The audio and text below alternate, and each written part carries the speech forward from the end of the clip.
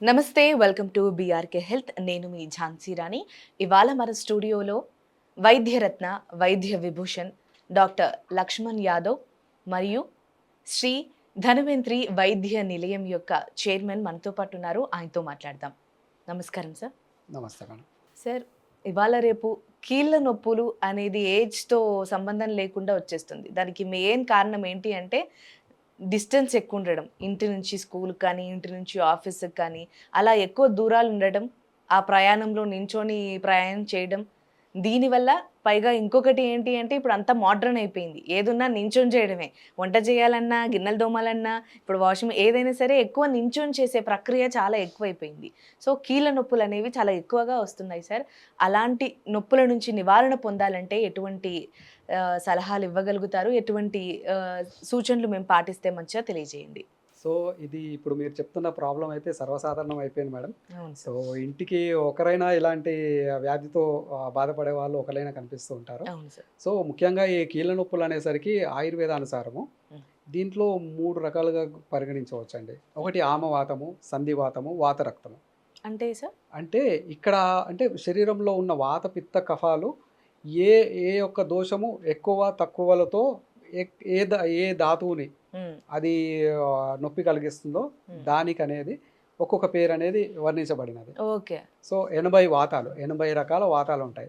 So హ్మ్. కాళ్ళు నొప్పి, కీళ్ళ నొప్పి ఏదైతే ఉన్నదో దానికి 80 వాతాలుగా అవును పరిగణించబడుతుంది సార్. అనమాట. వింటూ ఉంటాం. వాతం వచ్చింది కొంచెం వాతం ఈ వాతం మధ్య. అంటారు కదా. అవును సార్. 80 రకాలు ఉంటాయి అవి. అబ్బో! సో ఈ 80 రకాల వాతాలలో ముఖ్యంగా అంటే వాతం అంటేనే నొప్పి. హ్మ్.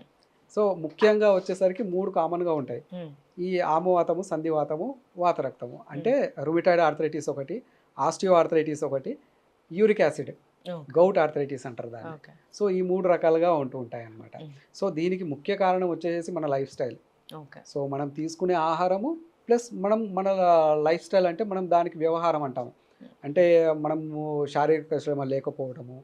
సో సెడెంటరీ లైఫ్ స్టైల్, ఎందుకంటే ఎంతోమంది సాఫ్ట్‌వేర్ ఇంజినీర్స్ వీళ్ళందరూ కూడా సెడెంటరీ లైఫ్ స్టైల్స్ అయిపోయినాయి. సో తీసుకునే ఆహారము ప్లస్ ఇవి హ్మ్. కరెక్ట్‌గా జీర్ణం కాకపోయేసరికి అంటే టైంకి మనం తిన్న ఆహారం ఒక 3 గంటలలో జీర్ణం అయిపోవాలి. హ్మ్. సో అలా జీర్ణం కాకుండా కోష్టంలోనే అలాగే ఉండిపోయింది, అజీర్ణంగా ఉన్నది అన్నప్పుడు దాని నుండి ఏమవుతుందంటే విషంతో కూడిన వాయువు అనేది బాడీకి స్ప్రెడ్ అవుతుంది. ఓకే. సో ఆ టాక్సిన్స్ అంటారు దాన్నే అబ్బా! మోడర్న్ ఏదైనా మూలం టెర్మినాలజీలో. ఫుడ్ అంతే వల్లనే అంతే అంతే వచ్చేలాగుంది అంతే సార్. ఆ! అంటే ఫుడ్‌కి తగ్గ మన ఎక్సర్సైజ్ ఆ! ఉండాలి. అప్పుడు అది జీర్ణం ఇంటికే అవుతుంది. గాదు. అది బయటకెళ్ళాలి. దానికి గూడా ఆహ్, ఒక శ్రమ ఉండాలి. అంతే గదా. ఆ! ఇప్పుడు ఎక్సర్సైజ్ చేసినప్పుడు చెమట ద్వారా అది బర్న్‌ఔట్ అయ్యి ఎళ్ళిపోతుంది. అవును.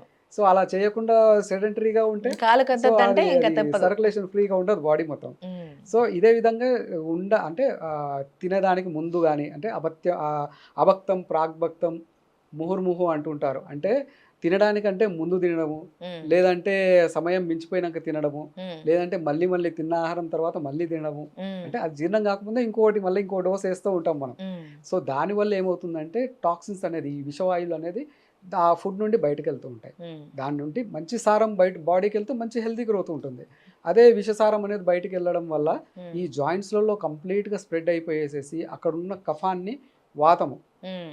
ఆ 2 మిక్స్ అయిపోయేసి ఒక విషవాయువు లెక్క తయారవుతుందండి. ఓకే. ఇది rheumatoid arthritis. Okay. Rheumatoid arthritis అనేది ఒక ఆటోఇమ్యూన్ డిసీజ్. ఓకే. అంటే రక్షకుడు, భక్షకుడైనట్టు. ఓకే. అంటే ఓకే. శరీరాన్ని ఏదైతే కాపాడాల్సిన ఇమ్యూన్ సిస్టమ్ ఉన్నదో, హ్మ్. అదే ఇమ్యూన్ సిస్టమ్ బాడీ పైన అటాక్ చేస్తుంది. అదే. కరెక్టే. అది ఆటో ఇమ్యూన్ డిసీజ్ అంటారు. So okay. దీనికనేది వెస్టర్న్ సైన్సెస్ అన్ని చేతులెత్తేసినాయి. ఓకే. సో ఎందుకంటే దాంట్లో only symptomatic treatment, pain killers, anti inflammatories అవిటివి తప్ప హ్మ్. మిగతా ఏది లేదు. ఓకే. సో దీనికి ఆయుర్వేదం అనేది మూల సూత్రం ఏం చెప్తున్నారు అంటే లంఘనం. లంఘనం అంటే అంటే ఉపవాసం. ఉపవాసం. లంఘనం, స్వేదనం, తిక్త, పాచనాని, కటూనిచ. ఓకే. అంటే అంటే జీర్ణం ప్రాపర్‌గా అయ్యేటట్టు ఉండాలి.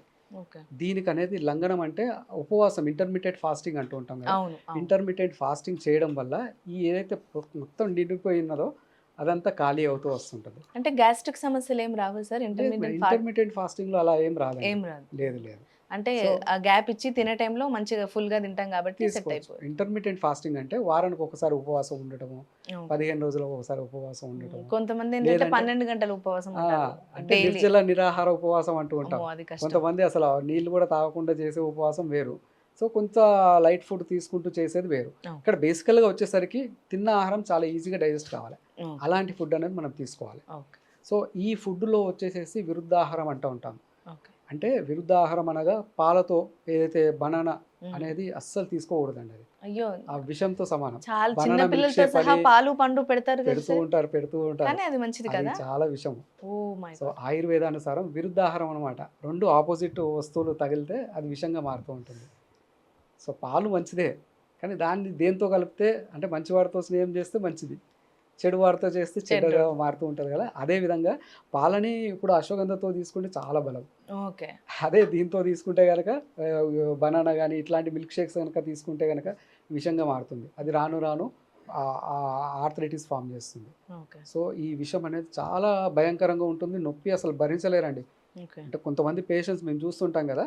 వాళ్ళు కంప్లీట్ బెడ్ రిడెన్ ఉండిపోతారు. అంటే వాళ్ళ లైఫ్ అనేది అసలు వాళ్ళు లేసి వాళ్ళ పని వాళ్ళు చేసుకోలేరు. ఓకే. చాలా యంగ్ ఉన్న వాళ్ళు కూడా 20, 25 ఇయర్స్ ఉన్న ఏజ్ ఉన్న క్లయింట్స్ కూడా వస్తూ ఉంటారు మా దగ్గరికి. కంప్లీట్ బెడ్ రిడెన్ ఉండేసేసి అసలు వాళ్ళ లైఫ్ పైన డిప్రెషన్ ఏర్పడుతుంది. ఓకే. అంటే ఈ ఏజ్‌లో మేము ఈ విధంగా అయిపోయాం అని చెప్పేసేసి. సో దానికి ట్రిగరింగ్ ఫ్యాక్టర్స్ చాలా రకాలుగా ఉంటూ ఉంటాయి. ఓకే. సో దీనికంటూ ఆయుర్వేదం అనేది మూల సూత్రం. అంటే దేనివల్ల వస్తుందో ఆ రూట్ నుంచి వర్క్ చేస్తూ చేయడం మన ఆయుర్వేదం పని. ఆ! మీరు ఇంతకుముందు యెస్. అన్నట్టుగా యెస్. చాలా యెస్. మంది కీళ్ళ నొప్పులంటే ఎక్కువ యెస్. నించోవడం వల్లనో, దాని వల్లనో వస్తుంది అంటారు. కానీ అవునండి.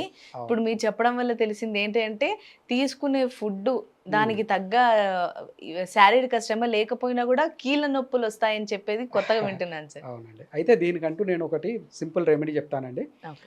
తిప్పతీగ మనకందరికి తెలిసినదే.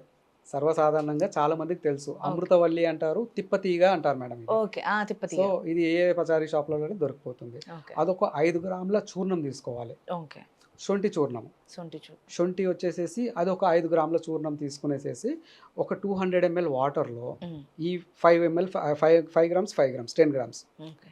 2 మిక్స్ చేసేసి ఓకే. దాన్ని బాయిల్ చేయాలి. బాయిల్ చేసి 100 ఎంఎల్ అయిన తర్వాత దాన్ని వడబోసేసి ఓకే. గోరువెచ్చగా ఉన్నప్పుడు ఏమి తినకముందు పరిగడుపున తాగేసేయాలండి. ఓకే. సో ఈ విధంగా తాగుతూ ఉండడం వల్ల సరైన పథ్యం చేస్తూ ఉంటే గ్రాడ్యువల్‌గా ఇది అనేది రివర్స్ అయిపోతుంది. ఓకే. ఈ పెయిన్స్ అనేది గ్రాడ్యువల్‌గా తగ్గుతూ ఉంది. దీంతో పాటు మీరు తీసుకునే ఔషధాలు వాడుకోవచ్చు. దీంతో పాటు ఇది ఒక రెమెడీ మాత్రమే. ఓకే. దీంట్లో కాంప్లికేటెడ్ ఇష్యూస్ ఉన్నప్పుడు బృహద్వాత చింతామణి రస్ గాని, పూర్ణచంద్ర హృదయ రస్ అని చెప్పేసేసి కొన్ని స్వర్ణానికి సంబంధించిన ఔషధాలు ఉంటాయి. అవి సపోర్టింగ్‌గా వాడుతూ ఉంటే సమూలంగా ఈ వ్యాధి అనేది కొద్ది రోజులలో మొత్తం తగ్గిపోతుందండి. కానీ టైం అయితే పడుతుంది దీంట్లో. ఓకే. ఎందుకంటే వెస్టర్న్ సైన్స్‌లో దీనికి ఇన్‌క్యూరబుల్, అసలు దీనికి క్యూర్ అనేది లేదు. కానీ ఆయుర్వేదంలో దానికి పరిష్కారం ఉన్నది. Okay sir. Yes madam. Okay sir. చాలా చక్కగా వివరించారు సార్. Thank you. ఓకే. చూసారు కదా, కీళ్ళ నొప్పులకి కేవలం నేను ఇంతకుముందు అనుకున్నట్టుగా నించోవడము ఇతరత్ర కారణాలే కాకుండా తీసుకునే ఫుడ్ వల్ల కూడా ఎంత ప్రభావం పడుతుందనేది సార్ చాలా చక్కగా వివరించారు. అలాగే సార్ చెప్పిన రెమెడీ కూడా ఫాలో అవ్వండి ఒకవేళ కీళ్ళ నొప్పులతో బాధపడుతున్నవారు. ఇది వాళ్ళ ఎపిసోడ్. మరొక ఎపిసోడ్లో మళ్ళీ కలుద్దాం. నమస్తే.